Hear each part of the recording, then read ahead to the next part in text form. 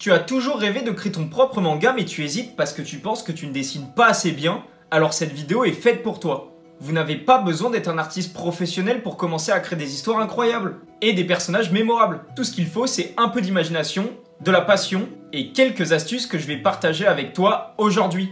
Dans cette vidéo, je vais te guider de l'idée de base à la création de ta première planche de manga. Quand j'ai commencé, j'étais pas non plus expert en dessin, mais avec de la pratique et de la persévérance, j'ai découvert que tout le monde peut progresser et raconter des histoires captivantes à travers le manga. Tu verras que même avec des dessins simples, tu peux créer un monde riche et immersif. On va parler de tout. Trouver une idée géniale, écrire un scénario engageant, dessiner des personnages expressifs, et même comment mettre en page vos cases pour garder votre lecteur accroché. Imaginez pouvoir partager vos histoires et vos personnages avec le monde entier. Imaginez recevoir des retours positifs de vos lecteurs qui attendent avec impatience la suite de vos histoires. C'est possible et je suis là pour te montrer comment y arriver. Alors attrape ton crayon ou ta tablette graphique et plongeons ensemble dans le monde du manga. L'étape 1, trouver l'idée de base. La première chose à faire est de trouver une idée pour ton manga. Pense à une histoire ou un concept qui te passionne. Ça peut être n'importe quoi. Des super-héros, une aventure fantastique, même une simple histoire d'amitié. L'important c'est que ça te motive. Note quelques idées principales et choisis celle qui t'inspire le plus. Une bonne astuce est de penser aux thèmes qui te tiennent à cœur. Par exemple, si vous aimez les histoires de courage et d'amitié, basez votre histoire là-dessus. Cela vous donnera une direction et vous aidera à rester motivé. Inspirez-vous de vos expériences personnelles. Beaucoup de jeunes auteurs se sont fait refuser leur projet par manque d'expérience de vie. Et jamais trop tôt ou trop tard pour se lancer. Il suffit d'avoir une bonne idée et de savoir la raconter. N'hésitez pas à vous inspirer de vos mangas ou animés préférés. Qu'est-ce que vous aimez dans ces histoires? Qu'est-ce qui vous touche? Utilisez ces éléments pour créer quelque chose d'unique. Certains mangaka ont posé des bases solides avant nous. Alors utilisez-les et déformez-les comme bon vous semble. Le manga est un art où on peut raconter et faire ce qu'on veut. L'étape 2, écrire le scénario. Une fois que vous avez votre idée, il est temps d'écrire le scénario. Pas besoin d'être un écrivain professionnel. Écrivez simplement les grandes lignes de votre histoire, aux personnages principaux, aux lieux et aux événements clés. Voici un exemple simple de scénario. Le début de l'aventure, Jean-Eudes, un garçon ordinaire, découvre qu'il a des pouvoirs magiques. Il rencontre Archibald, une fille mystérieuse qui l'aide à comprendre ses pouvoirs. Et ensemble, ils partent à la recherche d'un ancien artefact. Là, c'est super basique et pas très intéressant. On peut rendre ça plus intéressant. On peut imaginer que les pouvoirs de Jean-Eudes ne se déclenchent uniquement quand Archibald chante ou danse. Archibald a une maladie incurable et c'est pour ça qu'ils doivent trouver cet artefact. Avec quelques petits trucs en plus, on a une histoire plus solide, tu trouves pas? On peut ajouter n'importe quel concept sur une histoire basique pour la rendre originale. Pour commencer, pensez à votre introduction. Qui est votre personnage principal? Quelle est sa situation initiale? Ensuite, pensez à un élément déclencheur qui va changer sa vie. Par exemple, la découverte d'un pouvoir ou d'un personnage clé. Si pour nous, c'est Archibald. Tu peux utiliser des outils comme les mind maps pour t'organiser. Ça t'aidera à visualiser les relations entre les personnages ou les événements. Étape 3, dessiner les personnages. Maintenant, ce qu'on attend tous, c'est le dessin. Pas de panique si vous ne vous sentez pas très doué. Commence par des croquis simples. Concentre-toi sur les expressions et les postures des personnages, plutôt que sur les détails. Toujours t'améliorer avec le temps. On peut prendre l'exemple de Isayama, l'auteur de l'Attaque des Titans. Au début, il avait pas un super dessin. Et au final, à la fin de son manga, il a pondu des planches magnifiques. Voici quelques-unes de mes astuces pour débuter. Concentre-toi sur les expressions faciales de tes personnages. C'est par là que les émotions vont passer. Mais également avec leur posture. Évitez au maximum de faire des personnages droits et inexpressifs au milieu de vos cases. Les expressions sont super importantes dans un manga. Elles transmettent les émotions et aident à raconter l'histoire. Pratique différentes émotions pour tous tes personnages.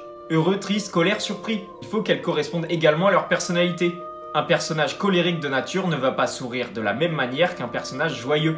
N'hésite pas à utiliser des références. Tu peux trouver des modèles en ligne ou même prendre des photos de toi pour capturer des postures et des émotions. Ou même prendre exemple sur les mangaka que t'aimes bien. Attention à ne pas calquer le style sur une seule personne.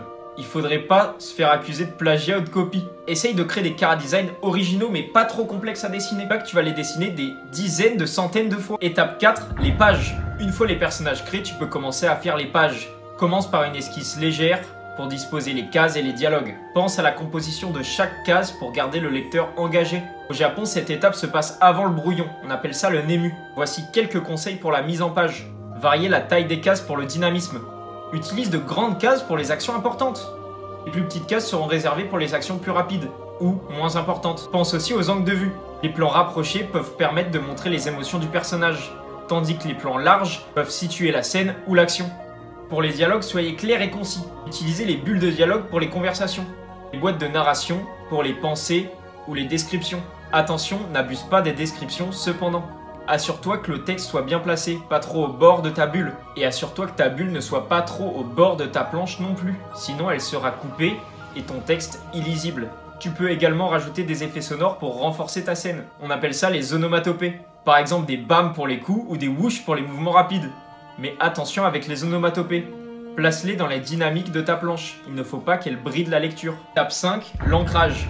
Une fois les esquisses terminées, on peut passer à l'ancrage. Encore une fois, reste simple si tu débutes.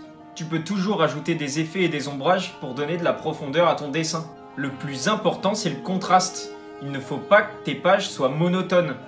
Pense toujours à ton lecteur. Comment il va lire ta page? Avec quelle facilité il va réussir à la lire? Si le lecteur commence à réfléchir à comment lire ta page, c'est que ton découpage est mauvais. Pour l'ombrage, il existe différentes techniques. Les hachures, on peut analyser l'œuvre de Gustave Doré. C'était un monstre de la gravure. Comme vu sur ses œuvres, on voit que les gravures donnent du volume à ses sujets. Il existe également une autre méthode, les petits points, aussi appelés trames. C'est ces nuances de gris que vous voyez dans vos mangas, alors que c'est en noir et blanc. On oublie souvent, mais ils peuvent prendre plein de formes. Des points, des carrés, des lignes ou des triangles. Peu importe. Ça ajoute une dimension à ton dessin sans le rendre trop compliqué. Si tu préfères travailler en numérique, il existe des logiciels comme Clip Studio Paint, qui sont parfaits pour créer des mangas. Il y a tout un tas d'outils qui imitent les cases, les bulles et même les pinceaux qu'utilisent les mangaka. On y retrouve également les trames. Étape 6, ton premier manga en 3 mois. Et si tu as envie de faire ton premier manga au one shot, mais que tu sais pas par où commencer ou que tu es vraiment perdu, tu peux m'envoyer un message sur Insta et on verra ta situation, on fera un appel ensemble. En conclusion, et voilà, maintenant tu as la plupart des clés pour créer ton premier manga, même si t'es pas un pro du dessin.